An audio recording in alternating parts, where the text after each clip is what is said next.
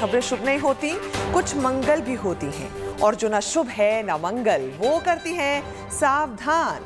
शुभ बताने, मंगल दिखाने और सावधान करने में हूं आपके साथ मिशा बाजवा चौधरी। 3 नए कृषि कानूनों की वापसी को लेकर किसान सड़कों पर हैं। सर्दी, गर्मी और बरसात को सहकर भी किसान अपनी मांगों को लेकर अड़े रहे। लगातार विरोध प्रदर्शन भी चलता रहा, लेकिन इसी बीच पीएम नरेंद्र मोदी ने शुक्रवार को देश के नाम अपने संबोधन में तीनों कृषि कानून वापस लेने का ऐलान कर दिया। प्रधानमंत्री मोदी के इस ऐलान के बाद किसानों में खुशी की लहर दौड़ गई और आज केंद्रीय कैबिनेट की बैठक में कृषि कानूनों की वापसी पर मुहर भी लग गई है। यही नहीं, संसद में भी इनकी वापसी का एजेंडा लिस्ट हो चुका है, यानी तीनों नए कृषि कानूनों की वापसी का रास्ता साफ हो गया है। लेकिन किसान अब भी घर वापसी के लिए तैयार नहीं हैं। एमएसपी सहित 6 मांगों को लेकर किसान अब भी सड़कों पर हैं, अड़े हुए हैं। किसानों की 27 नवंबर को बैठक होने वाली है, जिसमें किसान संगठन आगे की रणनीति तय करेंगे।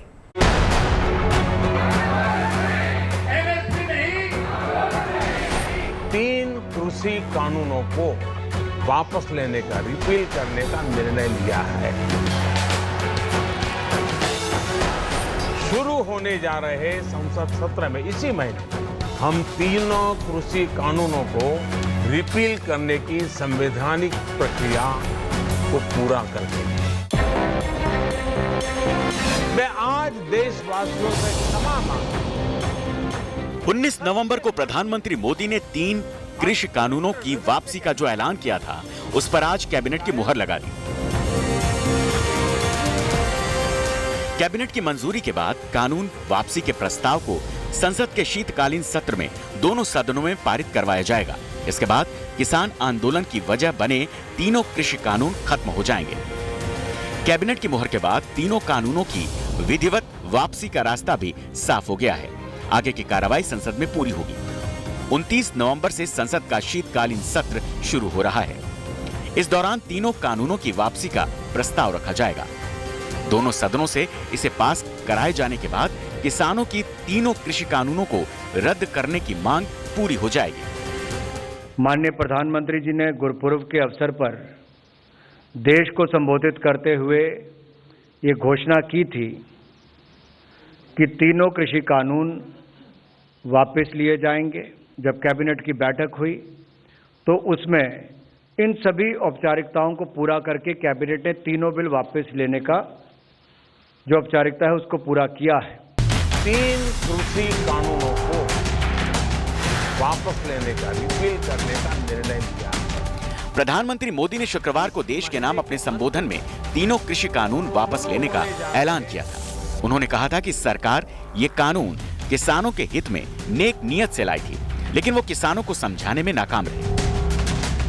मैं आज देशवासियों से क्षमा मांगते हुए सच्चे मन से और पवित्र हृदय से कहना चाहता हूं कि शायद हमारी तपस्या में ही कोई कमी रही होगी, जिसके कारण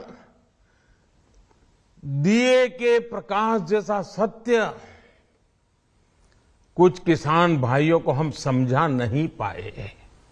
आज मैं आपको, पूरे देश को ये बताने आया हूं कि हमने 3 कृषि कानूनों को वापस लेने का, रिपील करने का निर्णय लिया है। बता दें, तीनों कृषि कानूनों को 17 सितंबर 2020 को लोकसभा ने मंजूर किया था और राष्ट्रपति ने तीनों कानूनों के प्रस्ताव पर 26 सितंबर को दस्तखत किए थे। इसके बाद से ही किसान संगठनों ने कृषि कानूनों के खिलाफ आंदोलन शुरू कर दिया था। तीनों कृषि संबंधित कानूनों को वापस लेने के लिए कैबिनेट ने मंजूरी दे दी है। सूत्रों की माने तो 29 नवंबर से संसद का जो शीतकालीन सत्र शुरू हो रहा है, उसके पहले सप्ताह के अंदर ही जो है इन तीनों कृषि कानूनों को वापस लेने पर लोकसभा और राज्यसभा की जो है वो मोहर भी लग जाएगी। लेकिन बड़ा सवाल ये है कि क्या इन तीनों कृषि कानूनों को वापस लेने के बाद भी किसान आंदोलन समाप्त हो जाएगा, क्योंकि अब किसान संगठन ये बात कह रहे हैं कि इन तीनों कृषि कानूनों को वापस लेने के साथ साथ जो है वो एमएसपी को लेकर सरकार कानून बनाए। ये महज संयोग है कि 2 दिन बाद किसान आंदोलन के 1 साल पूरे होने वाले हैं और उससे पहले ही तीनों कृषि कानूनों की वापसी पर केंद्र की कैबिनेट ने मुहर लगा दी है। हालांकि इसके बावजूद दिल्ली के बॉर्डर पर बैठे किसान वापस जाने को तैयार नहीं। अगर आप लोग यहाँ नहीं बैठेंगे तो मांगे नहीं मानी जाएंगी। हो सकता है। हमें कोई शौक नहीं है यहाँ गर्मी ठंड बरसात में बैठकर यहाँ पे आंदोलन करने की और लोगों को परेशान करने की। प्रधानमंत्री ने बहुत सारी घोषणाएं की थी, ठीक है, जो कि पूरी नहीं। उसके बाद आज आप कह रहे हैं कि कैबिनेट में की मंजूरी दे दी गई है, ठीक है, हमें विश्वास है, लेकिन और चीज़ों पे भी तो मंजूरी चाहिए जिस पर बैठ के बात तक की जा सकती है। वहीं किसान नेता राकेश टिकैत गाजियाबाद के सदरपुर गांव में किसानों के धरना स्थल पर पहुंचे और उनका समर्थन किया। उनका कहना है कि एक समान मुआवजे की मांग को लेकर यहाँ किसान संघर्ष कर रहे हैं जो उन्हें मिलना चाहिए। यहाँ पे जो गांव की जमीन इनकी जा रही, इसका भी कोई सेटलमेंट अभी नहीं हुआ। मुआवजे की बात इनकी है, उसका नहीं गया। जमीन अधिग्रहण कर ली, जगह जगह काम इनके चल रहे हैं। तो इनसे बैठ के जो इनके इशू हैं, जो मुद्दे हैं, उस पर बैठ के भारत सरकार के लोग और ये बातचीत करें यहाँ के अधिकारी। हालांकि तीनों कृषि कानूनों की वापसी भले ही किसानों की सबसे बड़ी मांग थी, लेकिन अब वो 6 और मांगों पर सरकार की मुहर चाहते हैं। न्यूनतम समर्थन मूल्य यानी एमएसपी की गारंटी का कानून बने, बिजली संशोधन बिल 2021 के ड्राफ्ट की वापसी हो, पराली के मामले में लगे किसानों पर केस की वापसी हो, आंदोलनकारी किसानों पर भी लगे केस वापस लिए जाएं। इसके अलावा केंद्रीय मंत्री अजय मिश्रा टेनी की गिरफ्तारी हो और जान गंवाने वाले 700 किसानों के परिवार को मुआवजा और शहीद स्मारक बनाया जाए। दरअसल किसानों ने प्रधानमंत्री मोदी के नाम खुली चिट्ठी लिखी है। किसानों का कहना है कि वो इन मांगों पर अपनी चिट्ठी के जवाब का इंतजार कर रहे हैं। वहीं आरजेडी सांसद मनोज झा ने भी एमएसपी पर कानून बनने की वकालत की। उनका कहना है कि सरकार किसानों से बातचीत कर एमएसपी पर कानून बनाने पर अपनी सफाई दे। ये रिपील बहुत महत्वपूर्ण था, बधाई आपको, देर से ही जागे, लेकिन चलिए कभी तो ज्ञान आया। लेकिन एमएसपी को लेकर के क्या सोच है, क्योंकि इस पर हम पूरी बहस चाहते हैं। जितना आपने बिल बुलडोज करवाने में वक्त दिया था उसको दुगुना, ताकि एक विशद चर्चा हो खेतीहर समाज के बारे में। अब 27 नवंबर को संयुक्त किसान मोर्चा की बैठक होगी और इस बैठक में आंदोलन की दशा, दिशा और आगे की रणनीति तय की जाएगी। आज से सरकार का कदम बढ़ने शुरू हुई है। तो आप लोगों की क्या प्रतिक्रिया है? क्या जब संसद में ये प्रतिक्रिया है भाई, हमारा तो काम करते रहो, पर्चे देते रहो, हम अपना फाइल में लगाते रहेंगे। जब कृषि कानून वापस हो जाएंगे तो क्या किसान जो दिल्ली के बॉर्डर पे बैठे हैं वो वापस जाएंगे, जैसा कि अपील भी है? जो 750 किसान शहीद हुए हैं, मुकदमे हैं, तो ये भी इसी में ही सवाल है। अजय टेनी की गिरफ्तारी है, ये तो बहुत से सवाल है। हालांकि तीनों कृषि कानूनों की वापसी का रास्ता तो साफ हो गया है, लेकिन किसान संगठन केंद्र सरकार के सामने नई नई मांगे रखते जा रहे हैं। 27 नवंबर को किसानों की बैठक में इन मांगों को लेकर आगे की रणनीति तय होगी। और जहां तक केंद्र सरकार की बात है तो नए कृषि कानूनों की वापसी के लिए कदम आगे बढ़ा चुकी है। Bureau report, good news today. जब जब पेट्रोल डीजल के दाम बढ़ते हैं तब तब महंगाई आसमान छूने लगती है। यानी पेट्रोल और डीजल के दाम बढ़ते ही जनता की जेबें ढीली होना शुरू हो जाती हैं। पिछले कुछ महीनों में पेट्रोल और डीजल के बढ़ते दामों की वजह से हाहाकार मचा हुआ था। पेट्रोल प्रति लीटर 100 रुपए का आंकड़ा पार कर चुका था, लेकिन केंद्र और राज्य सरकारों के पेट्रोल और डीजल के दामों में कटौती के बाद जनता ने राहत की सांस ली। हालांकि अभी पेट्रोल और डीजल के दाम जनता की जेब पर भारी पड़ रहे हैं। लेकिन इस बीच खबर यह है कि पेट्रोल और डीजल और सस्ता हो सकता है। तेल की बढ़ी कीमतों से मचे कोहराम को कम करने के लिए सरकार ने अपने तेल भंडार को खोलने का फैसला किया है। सिर्फ भारत ही नहीं बल्कि अंतर्राष्ट्रीय बाजार में भी तेल की कीमतें उछाल मार रही हैं। इसलिए भारत ने अमेरिका, जापान, साउथ कोरिया और ब्रिटेन जैसे कुछ देशों के साथ मिलकर एक योजना तैयार की है और इसे जल्द ही अमल में लाया जा सकता है।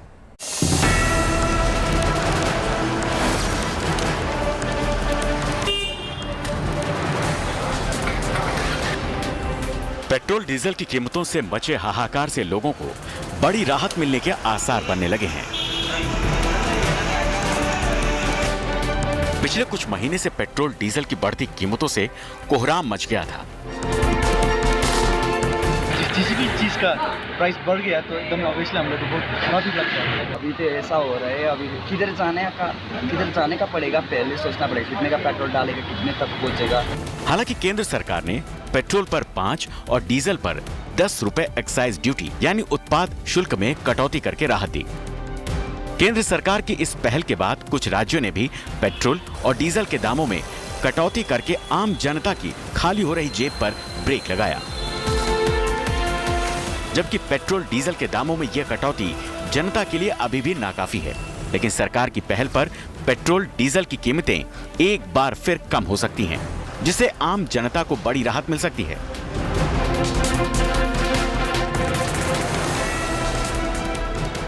दरअसल भारत ने अपने स्ट्रेटेजिक ऑयल रिजर्व से 50 लाख बैरल कच्चा तेल बाहर निकालने का बड़ा फैसला किया है। अमेरिका, जापान, साउथ कोरिया और ब्रिटेन से बातचीत के बाद भारत ये कदम उठाने के लिए तैयार हुआ है। भारत में रोजाना करीब 50 लाख बैरल तेल की खपत होती है। भारत के पास करीब 3 करोड़ 80 लाख बैरल कच्चे तेल का स्ट्रेटेजिक रिजर्व है। भारत समेत 29 देशों के पास कच्चे तेल के रणनीतिक भंडार हैं। इसमें अमेरिका, ब्रिटेन, जर्मनी, जापान और ऑस्ट्रेलिया शामिल है। वहीं चीन और अमेरिका के बाद जापान में सबसे बड़ा इमरजेंसी तेल भंडार है। 80% के आसपास क्रूड ऑयल हम इंपोर्ट करते हैं। ग्लोबल मार्केट में प्राइसेस हाई चल रहे हैं क्योंकि जो क्रूड ऑयल के प्रोड्यूस करने वाले कंट्रीज हैं, पेट्रोलियम एक्सपोर्टिंग कंट्रीज, वो सप्लाई कम रखे हुए हैं। तो ऐसे में अगर हिंदुस्तान और कुछ और कंट्री अपने स्ट्रेटेजिक रिजर्व यूज करते हैं तो जो पेट्रोलियम पैदा करने वाली कंट्री है उनके ऊपर प्रेशर आएगा। ग्लोबल मार्केट में रेट कम होंगे। ग्लोबल मार्केट में रेट कम होंगे तो इंडिया में भी पेट्रोल और डीजल के रेट कम होंगे। भारत के अलावा अमेरिका भी 5 करोड़ बैरल तेल अपने भंडार से निकालने की तैयारी में है। अमेरिका ही नहीं बल्कि जापान और साउथ कोरिया और ब्रिटेन भी ऐसा ही करेंगे। सूत्रों के मुताबिक अगले 7 से 10 दिनों में यह कदम उठाया जा सकता है। इसका मकसद पूरी दुनिया में पेट्रोल डीजल की कीमतों में कमी लाना है। दरअसल पहले अमेरिका ने तेल उत्पादक ओपेक देशों पर दबाव बनाया। अमेरिका ने ओपेक देशों पर दबाव बनाते हुए उन्हें तेल का उत्पादन बढ़ाने के लिए कहा। इसके पीछे मकसद है तेल की कीमतों को कम करना। हालांकि अमेरिका का दबाव न मानते हुए ओपेक देश इस पर राजी नहीं हुए। इसके बाद अमेरिका समेत कई देशों ने अब अपने आपातकालीन भंडार का ऐसा इस्तेमाल करने की योजना बनाई है ताकि अंतरराष्ट्रीय बाजार में तेल की कीमतें घट सकें। 7 से 8% तक ग्लोबल मार्केट में क्रूड ऑयल के प्राइसेस कम हो जाएंगे। तो 7 से 8% कम होंगे तो उसके चलते हुए हिंदुस्तान में भी राहत मिलने की उम्मीद है। मेरे हिसाब से अगर 7 से 8% कम हो जाते हैं तो आने वाले समय में 5 से 6 रुपए के आसपास राहत हिंदुस्तान में मिलने की संभावना है, क्योंकि जब सब कंट्रीज जो है अपने रिजर्व्स यूज करेंगे तो ग्लोबल ऑयल प्रोड्यूसिंग कंट्रीज पे प्रेशर आएगा। उसके चलते हुए प्राइसेस कम होंगे तो हिंदुस्तान में 5 से 6 रुपए तक प्राइसेस कम होने की संभावना है पेट्रोल और डीजल। बता दें अमेरिका समेत कई देशों के पास जितने बड़े भंडार हैं उसमें से वो कुछ तेल बाजार में निकाल भी दें तो उन पर ज्यादा असर नहीं पड़ेगा। अमेरिका के पास करीब 64 करोड़ बैरल तेल का स्ट्रेटेजिक रिजर्व है, जबकि जापान के पास करीब 45 करोड़ बैरल तेल का स्ट्रेटेजिक रिजर्व है। वहीं साउथ कोरिया के पास करीब 30 करोड़ बैरल तेल का स्ट्रेटेजिक रिजर्व है। एक तो रिन्यूएबल एनर्जी के सोर्सेज को यूज किया जाए, जैसे हिंदुस्तान में सोलर एनर्जी को यूज किया जाए। उसके अलावा हम इसके अलावा और चीजों पर डिपेंडेंट हो। व्हीकल चलाने के लिए इलेक्ट्रिक व्हीकल्स का यूज किया जाए, इलेक्ट्रिक व्हीकल्स को यूज किया जाए। साथ ही साथ एनर्जी के और सोर्सेज जो है दुनिया भर में यूज किए जाए। हिंदुस्तान में एथेनॉल को यूज किया जाए। बेसिकली अगर हम सोलर एनर्जी पे डिपेंडेंस बढ़ाते हैं, एथेनॉल पे डिपेंडेंस बढ़ाते हैं, इलेक्ट्रिक व्हीकल्स पे डिपेंडेंस बढ़ाते हैं, तो आने वाले समय में जो है ग्लोबल क्रूड ऑयल पे डिपेंडेंस कम होगी। यहाँ ये जानना जरूरी है कि रणनीतिक भंडार में रखे तेल का इस्तेमाल आमतौर पर प्राकृतिक आपदाओं या आपातकालीन हालत में किया जाता है, क्योंकि ऐसी स्थिति में तेल का उत्पादन ठप हो जाता है। हालांकि दुनिया भर में जिस तरह से तेल की कीमतें आसमान छू रही हैं, उसमें कमी लाने के लिए शायद और कोई रास्ता नहीं दिखता। राहुल श्रीवास्तव के साथ bureau report, good news today. केंद्रीय कैबिनेट की बैठक में लिए गए फैसले के बाद 3 नए कृषि कानूनों की वापसी का रास्ता साफ हो गया है।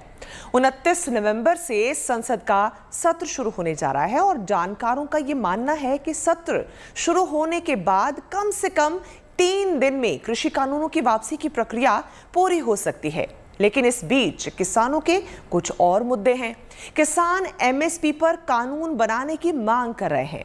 किसानों की इन मांगों पर सरकार का क्या रुख होगा, ये देखने वाली बात होगी। ऐसे में सवाल है कि किसानों की मांग को मानते हुए नए 3 कृषि कानूनों की वापसी तो हो रही है, लेकिन सरकार को ये भी देखना होगा कि विकास का मॉडल और कृषि सुधार रुकना नहीं चाहिए।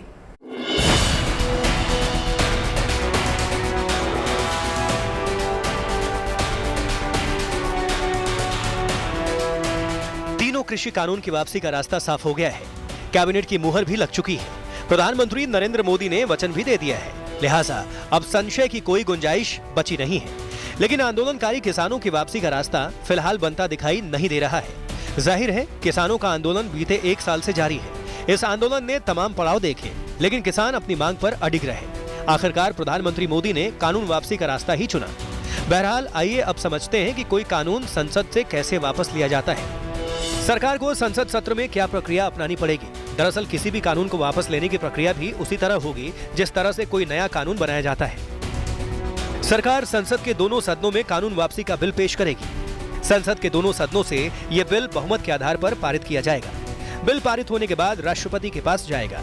राष्ट्रपति उस पर अपनी मुहर लगाएंगे। राष्ट्रपति की मुहर के बाद सरकार नोटिफिकेशन जारी करेगी। नोटिफिकेशन जारी होते ही कृषि कानून रद्द हो जाएंगे। केंद्र सरकार अब ये तय कर चुकी है कि कृषि कानून वापस लिए जाएंगे, लेकिन यहाँ पर सरकार की मंशा ये भी है कि किसी भी हाल में कृषि सुधार की प्रक्रिया रुकनी नहीं चाहिए। सरकार द्वारा तीनों कृषि कानून बिल को वापस लिए जाने के फैसले का किसानों ने स्वागत तो किया है, लेकिन उनकी मांगों की लिस्ट अभी बेहद लंबी है। यानी ये कहना अभी जल्दबाजी होगी कि सरकार और किसानों के बीच सहमति बन गई है। ये भी जो हमारा आंदोलन चल रहा है, अभी तो ये 26 तारीख में हमारी यहाँ मीटिंग होगी और 29 तारीख में हम दिल्ली जाएंगे। इससे पहले अगर सरकार हमारी जो छोटी छोटी मांग है इनमें मानती है तो कुछ वो संयुक्त मोर्चा कुछ कह भी सके। बहरहाल अब आपको ये भी जानना चाहिए कि कृषि कानूनों पर केंद्र और किसानों में टकराव की स्थिति क्यों बनी। साथ ही हम आपको ये भी बताएंगे कि कृषि कानूनों पर केंद्र के तर्क क्या थे और किसानों के तर्क क्या थे। संवर्धन और सरलीकरण कानून। सरकार का तर्क था कि वो किसानों की उपज को बेचने के लिए विकल्प बढ़ाना चाहती है। इस कानून के जरिए किसान मंडियों के बाहर भी निजी खरीदारों को अपनी उपज को ऊंचे दामों पर बेच पाएंगे। किसानों का तर्क, कानून में बड़े कॉरपोरेट खरीदारों को खुली छूट दी गई है। यही खुली छूट आने वाले वक्त में मंडियों की प्रासंगिकता को खत्म कर देगी। किसानों का कहना था कि अगर मंडी व्यवस्था में कमी है तो उसे दूर कीजिए, लेकिन कानूनों में कहीं भी मंडी व्यवस्था को ठीक करने की बात नहीं कही गई है। जाहिर है किसानों की ये मांग बड़े टकराव की वजह बनी। वहीं सशक्तिकरण और संरक्षण कानून की बात की जाए तो इस पर भी केंद्र और किसानों के बीच कई मतभेद सामने आए, जिसमें मुख्य रूप से इस करार कानून पर सरकार का तर्क था कि किसानों और निजी कंपनियों के बीच में कॉन्ट्रैक्ट फार्मिंग का रास्ता खुलेगा। जमीन को एक निश्चित राशि पर कोई ठेकेदार किराए पर लेगा, अपने हिसाब से फसल का उत्पादन कर बाजार में बेचेगा। इस पर किसानों का तर्क था कि कॉन्ट्रैक्ट फार्मिंग से किसान बंधुआ मजदूर बनेंगे। अनपढ़ किसान कॉन्ट्रैक्ट फार्मिंग की शर्तों में उलझेंगे। किसान और ठेकेदार के बीच विवाद की स्थिति में किसान का पक्ष कमजोर होगा, क्योंकि ठेकेदार महंगे से महंगे वकील कर केस लड़ सकता है। वहीं तीसरे और सबसे अहम कानून कृषक उपज व्यापार और वाणिज्य कानून के संबंध में सरकार ने तर्क दिया था। कृषि उपज जमा करने के लिए निजी निवेश को छूट होगी। किसान सही दाम होने पर ही फसल बेचेंगे, यानी किसान अपनी फसल स्टोर कर रख सकेंगे और दाम सही होने पर ही बेच सकेंगे। इस पर किसानों की राय थी कि कानून से जमाखोरी और कालाबाजारी का बढ़ावा मिलेगा। ज्यादातर किसानों के पास फसल को स्टोर करने की जगह नहीं होती। साथ ही किसानों को अगली फसल के लिए कैश की भी जरूरत होती है। कृषि उपज जमा करने के लिए निजी निवेश को छूट देने से सरकार को पता नहीं चलेगा कि किसके पास कितना स्टॉक है और कहां है। मसला कानून वापसी तक ही सीमित नहीं है। किसान अब कुछ और मांगों पर भी सरकार पर दबाव बना रहे हैं। इसके लिए अब महापंचायत का रास्ता अख्तियार किया गया है। किसानों ने न केवल महापंचायत से अपनी आवाज बुलंद की, बल्कि सियासी समीकरणों की मंशा भी जाहिर कर दी। मुद्दा चाहे सियासी हो या फिर गैर सियासी, किसानों की मांग पर केंद्र सरकार ने सबसे बड़ा अमल करने का ऐलान तो कर दिया है। इस ऐलान के सियासी मायने भी निकाले जा रहे हैं। खासतौर से यूपी चुनाव से ठीक पहले की टाइमिंग की वजह से पॉलिटिकल फैक्टर को नजरअंदाज नहीं किया जा सकता। कृषि कानून का वापसी होना, उसका पॉलिटिकल गणित कुछ इस तरीके से है कि अगले साल यानी 2022 में देश के 3 बड़े राज्य पंजाब, उत्तराखंड और उत्तर प्रदेश में विधानसभा चुनाव होने हैं। खास करके अगर बात की जाए, इन तीनों राज्यों में लगभग 314 सीटें ऐसी हैं जिन पर किसान हावी हैं। खास करके उत्तर प्रदेश के पश्चिमी उत्तर प्रदेश में, जहां लगभग 100 से ज़्यादा सीटें ऐसी हैं जहां पर किसानों का एक बड़ा दबदबा है। ऐसे में पिछले 1 साल से दिल्ली के अलग अलग बॉर्डरों पर कृषि कानून के खिलाफ विरोध प्रदर्शन करे किसानों को लेकर के सरकार को आखिरकार बैकफुट पर आना पड़ा। एक तरफ केंद्र ने कानून वापसी का ऐलान किया है, तो अब किसानों ने वापसी की राह नहीं पकड़ी है। लिहाजा अब भी केंद्र सरकार को यह तय करना है कि आगे की राह कैसे आसान होगी, क्योंकि शीतकालीन सत्र के दौरान किसानों ने ट्रैक्टर मार्च का ऐलान पहले से ही कर रखा है। यानी कानून व्यवस्था का मसला अब भी जस का तस बना हुआ है। कानून वापसी के साथ अब यह मुद्दा भी जोर पकड़ रहा है कि कृषि सुधार के लिए सरकार अब कौन सा तरीका अपनाएगी। Bureau report, good news today. उम्मीद है आपका दिन शुभ रहा। कल की मंगल कामना के साथ आपको रहना है सावधान भी। अभी के लिए मैं मिशा बाजवा चौधरी आपकी शुभ रात्रि की कामना के साथ आपसे विदा लेती हूँ।